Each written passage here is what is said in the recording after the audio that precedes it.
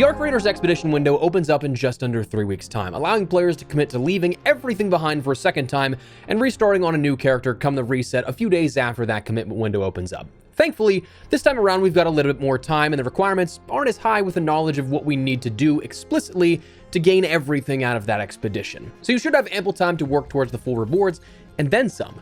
But what all has changed from Expedition 1 to Expedition 2, if anything? While there's plenty of similarities, there are some noteworthy positives for those embarking on the expeditions later this month. Today we're taking a look at everything that you should know here and what was revealed so you can prep for your own departure and reset, or perhaps not, pending if you find it worth it or not.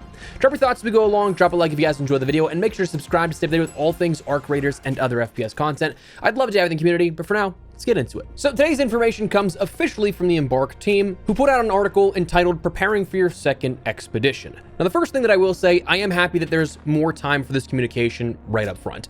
While I'd, perfect world, love to know the end goal right up front at the very either beginning of the refresh, like as soon as you end up getting a new air quote season start, or within a week or two of that time happening, I'll happily take this information with more time than we had last time, which was a hefty 5 million in stash value, both items in your inventory and your banked coins, all in the span of about 2 weeks. It was something that, if it was spread out over the entire season, wouldn't have been such a rush or such a problem for a lot of players, but while still a tall task, you'd at least have that conscious goal and be able to chip away at it at a pace that made sense for you. Now we have more time, so that's always a positive right up front, I think. But either way, the expedition departure window opens up on the night of the 24th going into the 25th, depending on where you're at in the world. If my math is correct, it's about 11 p.m. on the West Coast in the US, 2 a.m. Eastern, and then I want to say it's 8 a.m. over in Stockholm where Embark are headquartered. So you have plenty of time to take this all into account before that window even opens up. We are going to have a few days after that window, and that ability to commit is available for it to actually reset, so you have even more on top of that.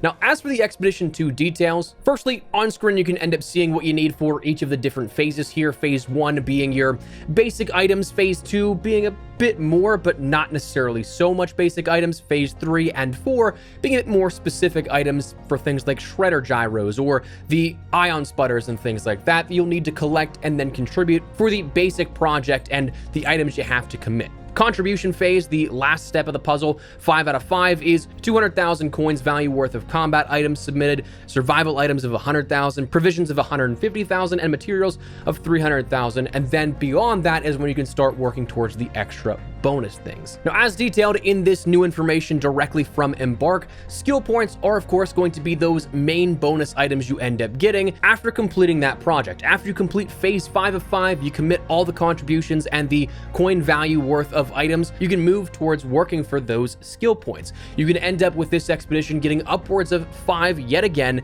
but here's what's different. Expedition 1, each additional skill point costs you a total of 1 million coins, that of your total value, both stash and coins banked, right? And that was a grind. It was definitely something you had to consciously go for, but this time around, you only need 3 million for the full 5 skill points, breaking down to 600,000 in value between your inventory and coin bank per skill point. So making them a bit more attainable for all players that do decide to embark on this. And of course, as with the last time, you don't need to hit 3 million exactly. It's not a pass-fail type of thing where you have to hit 3 million and above to get any skill points. It's just every 600,000, it is that sort of threshold of a new one. So you could get 2,400,000 and get 4 of the 5 skill points, 1,800,000 for 3, and so on. It's entirely dependent upon how you want to play it, how much you want to commit and grind for those next extra skill points. But another thing that is definitely different here compared to the first time around is that you end up having this new catch-up mechanic, which they detailed as, for raiders who could not amass enough coins during the first expedition, we are introducing a skill point catch-up system allowing raiders to reclaim the ones they missed. The catch-up skill points will be heavily discounted, making the total coins needed to reach each max skill point less for each expedition. Amass the entire stash value and enjoy your skill points before everyone else. Fail to do so, and the catch-up system will allow you to close the gap over time. For this expedition, you'll need to gather 300,000 stash value per skill point missing from the first expedition. When departing, coins will contribute to the skill points of the second expedition before contributing to the missing skill points for the first. Bear in mind that rewards and requirements may change for future expeditions, and bonus skill points won't be available indefinitely for those that continue to depart. One additional clarification that we do have to mention is that this is only for those players that had done the first expedition. expedition. If this is your first expedition to take part in, you're still on that first expedition wave there. So therefore, you don't have skill points that you missed out on before to catch up on. However, if you ended up getting like 2 or 3 of the 5 from the last expedition, you did it, you got the 2 or 3 right up front at the other side of that reset, and then are taking part in Expedition 2 here, that's where you can make that up, and it kind of introduces a little soft cap. The incremental bonuses that you're getting are dependent upon each step of each of these successive expeditions. So even as we get to, when we mention it here in a second, the permanent and additive bonuses, it's like checkpointed steps based. So what this means is that, firstly, if you have coins banked, you can't basically go back and be like, okay, I missed 1 from the last expedition. Can I get that before I end up contributing to the 5 that I'm trying to work towards in Expedition 2? Expedition 2 takes priority over that. So if you miss that 1, it'll be something that you need 3,300,000 in total value before you can end up hitting that extra to catch up, plus the 5 you end up getting. You can't pick and choose, hey, I'd like this cheaper skill point or multiple skill points, basically getting 2 for the price of 1 by getting the catch-up skill points before the current expedition. Additionally, it does seem kind of strange that the catch-up ones are discounted rather than being a bit more expensive. Like, I kind of personally thought if you're trying to catch up, you'd have to work a little harder to do that versus making it a bit more accessible. Grand scheme of things, we'll see how this balances out, but it is something that you should bear in mind that there are some caveats here with this system. But other than that, we will see some rewards continuing on from those that have taken part in Expedition 1 into Expedition 2, where your permanent ones of the cosmetics, you end up getting the Patchwork Outfit Evolved, as it's mentioned, more scrappy cosmetics, and the expedition indicator icon upgraded for each expedition completed. You also will end up getting those account bonuses of the 12 to 24 extra stash spaces, anywhere from 0 to 5 skill points, again those catch-up skills also being a part of that if you end up getting a little more, allowing you to have at the time of the next reset upwards of the full 85 total possible skill points throughout the next season. Your 75 that you have available, plus the potential 10 extra you get through the 2 expeditions.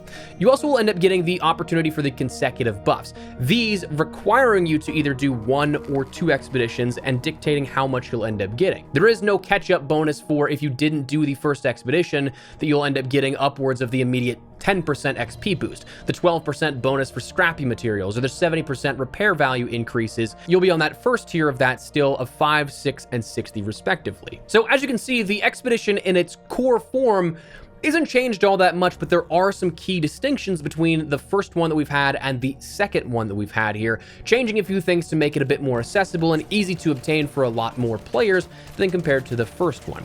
Now, there are a few things to note that I do just want to point out once again. Skill points are compounding, expedition over expedition over expedition. That was one thing that was up until recently wasn't much clarity on. It was first confirmed in that Games Radar interview that we've discussed, then again here with this by confirming that you will have the availability of 85 total in the next upcoming season. So that makes expeditions definitely more worthwhile if you're trying to grow your overall skill tree potential, allowing you to get further into more branches of that skill tree than you otherwise would be able to.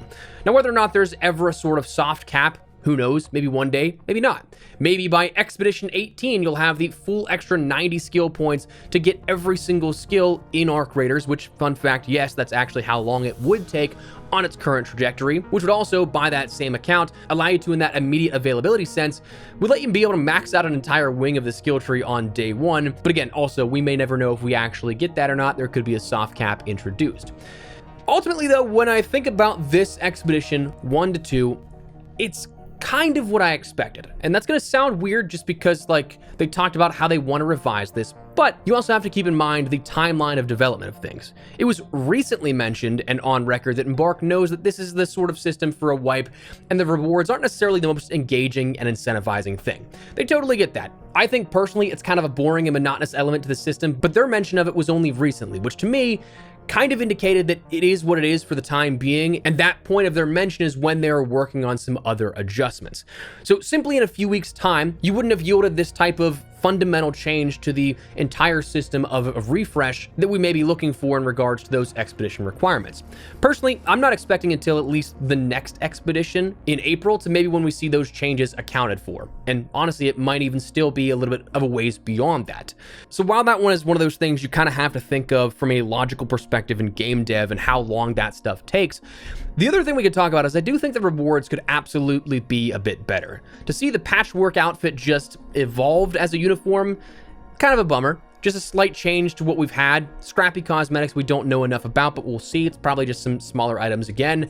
One thing that I do hope that we'll see as rewards on the other side of the expedition are changed are the rank-specific and quest-specific rewards. Rank-specific skins like the Forza outfit and the quest rewards, those weren't changed from Expedition 1 on the back side of that here. So you were basically ranking up and getting the same skin for your rank. It was a second shot, though, for those that maybe didn't get it. Like, I got to 65 because we were dealing with multiple game launches when the game first came out, so it was less time that I had. So it was nice that I do have the ability to work towards that 75 again. But if you're doing that 2, 3, 4 times over, it's kind of like, what am I doing this for again? And then the quest rewards do not have anything incentivizing outside of like some inventory items. It's a little bit of a bummer when you consider how many quests there actually are. Some quests do offer those sort of outfits and cosmetics, but when you earn them a second time or third time, you don't actually get those rewards. It's not like they give you a duplicate or anything like that. It just kind of cancels out that you earned anything. Now replace that with some blueprints or something here throughout some of the quests.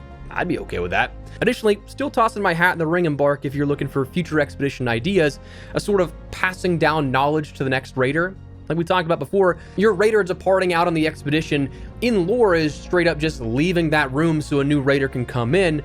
I mean, you could theoretically leave behind a blueprint recipe or two. You could even make that something that scales like those skill points. Like, let's make it tough. Every 5 million, you end up getting a blueprint that you can keep past the reset, upwards of 2 at 10 million. Make it something really grindy, but also then doesn't create too much of an imbalance in the blueprints hunt when you get to the other side of that reset. Doesn't really circumnavigate how a new player may have high tier loot as opposed to somebody else, because you still need to upgrade your certain necessary benches, still gather all those resources. It's just a simple semi-shortcut to allow you to know that you're going to have some of your gear on the other side after X amount of time, instead of just having to navigate that and then get lucky on a specific loot pool in certain areas. So, I don't know, I think that'd be a cool idea and make it something that's definitely worth incentivizing a little further for that, but that's probably one of those things that, again, longer term. Right now, we have with Expedition 2 a lot of similarities to Expedition 1, but let me know your thoughts down below. What do you guys think of what we have on offer here, the changes we've seen so far, the decrease in what is required for those 5 skill points, the ability to catch up? Let me know. But if you guys enjoyed the video, you found it at all insightful, do me a favor and drop a like on it. And of course, if you're new to the channel, make sure you subscribe so you don't miss a single thing regarding all things Arc Raiders and more FPS content. I'd love to have in the community. But for now, thanks so much for watching. Mine's been Espresso. I'll see you later. Take care and peace.